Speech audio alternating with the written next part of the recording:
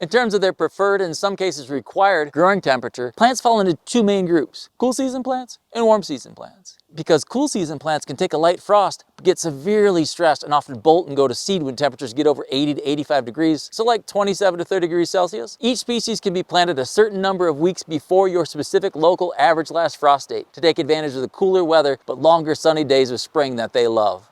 Because warm season plants typically can't take a frost and love warmer temperatures, they're typically planted on or a certain number of weeks after your specific local average last frost date. You can use the number of weeks before or after your average last frost date that I've displayed on the screen here. You can look them up on my website. I also have a link to that specific page in the description below. Or you can use the seed packets, which typically display this information along with planting depth, spacing, etc. All will work well and be about the same. To find your specific local average last frost date in the spring, you can click on the average last frost date link in the description below that will take you to a page with resources to help you find yours. You can also just Google it.